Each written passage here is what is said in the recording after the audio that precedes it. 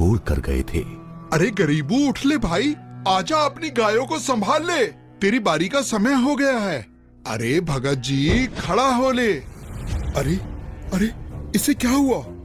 अरे गरीबू, क्या हुआ तुझे? उठ क्यों नहीं रहा? अरे सुनो, अरे सुनो, इधर आओ, सभी इधर आओ, देखो गरीबू को कुछ हो गया है। हे भगवान, ये क्या हो गया?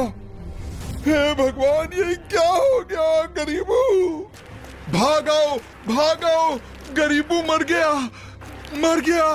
हे भगवान, ये क्या हो गया?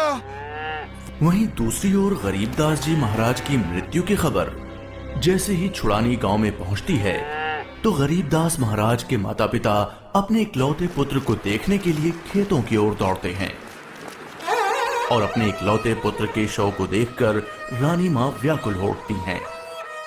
जब सारा गांव गरीबदास जी महाराज की आकस्मिक मृत्यु से व्याकुल था तो इस बात से बेखबर गरीबदास जी पूर्ण ब्रह्म कबीर साहिब जी के साथ सतलोक के विहंगम नजारे देख रहे थे।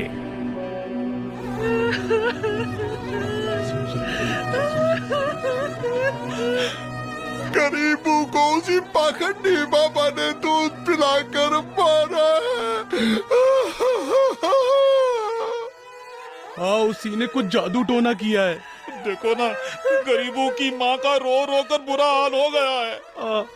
हे भगवान, कितना सुंदर लोक है। ये महल किसका है?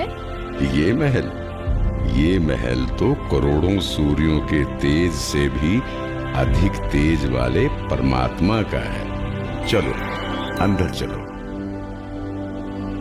इसका मतलब ये बाबा जी जो मुझे यहाँ सतलोक लेकर आए हैं वो भगवान के सेवक है।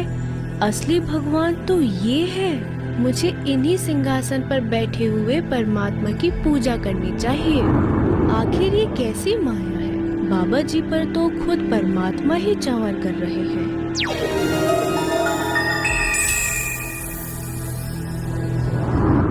बेटा गरीबदास, जिस मृत्यु लोक में तुम रह रहे हो वो एक यातना देने की जगह है। वो तुम्हारे लिए एक कारागार है। वहाँ कोई भी जीव सुखी नहीं है। चाहो तो नीचे मृत्यु लोक की तरफ देख लो।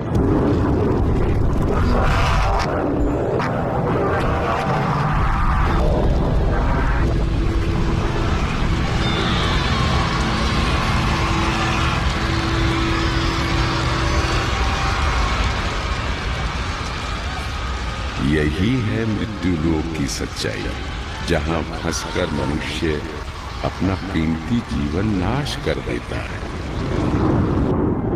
और कर्म कांडों में फंसा रहता है। बेटा, मृत्यु लोक पर तत्वज्ञानी संत की कृपा से मुक्ति पाकर तथा मृत्यु लोक के अलावा यमलोक, स्वर्गलोक, विष्णु लोक, शिवलोक, ब्रह्मलोक जैसे जिन 21 ब्रह्मांड के लोकों में तुम गए हो, वहां से भ्रमित हुए बिना जो भी जीवात्मा सतलोक में आती है तो सतलोक में खाली पड़े महलों में वो बिना किसी भेदभाव के रहते हैं।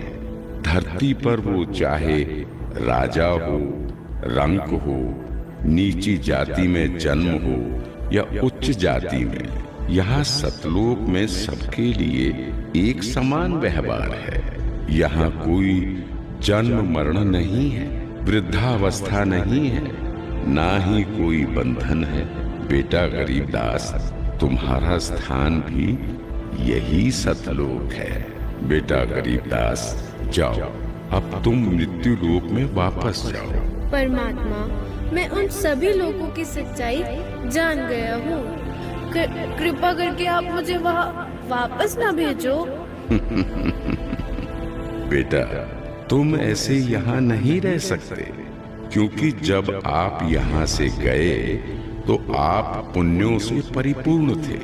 तो इसलिए तुम जब उस लोक में उतने ही पुण्यों से परिपूर्ण हो जाओगे तभी इस लोक में वापस आ सकोगे और एक स्थायी स्थान को प्राप्त कर सकोगे। बेटा, मैं तुम्हें एक ऐसी अनमोल भक्ति दूंगा जिसके साथ तुम नीचे मृत्यु लोक में जाओगे और वहां थोड़े ही प्रयास में पुण्यों से धनी हो जाओगे। नीचे जाकर मेरे ज्ञान का प्रचार करो, सच्चे परमात्मा के बारे में लोगों को बताओ। वहां रहने वाले तुम्हारे सभी भाई बहन यहीं से गए और काल के जंजाल में फंसकर गलत रास्ते पर चल रहे हैं। जी भगवान। इधर दूसरी तरफ गरीब दास जी के परिजन उनके शरीर को लेकर अंतिम संस्कार की क्रिया करने लगे। प्रपट्टन वो परलोक है जहाँ अदली सतगुरु सार, भक्ति हेत से उतरे पाया हम दीदार। बेटा, तुम्हारी तो मृत्यु हो गई थी। नहीं पिताजी, मेरी मृत्यु नहीं हुई थी। जो बाबा जी हमारे पास आए थे वो तो साक्षात कबीर भगवान थे। वो मुझे अपने सतलोक ले गए थे। सतलोक? हाँ, सतलोक जो सभी लोकों से ऊपर है, वही हमारा असली घर है। वहाँ जाकर मुझे पता चला कि कबीर भगवान ही इस संपूर्ण ब्रह्मांड, संपूर्ण जगत के मालिक हैं और वही असली परमात्मा है।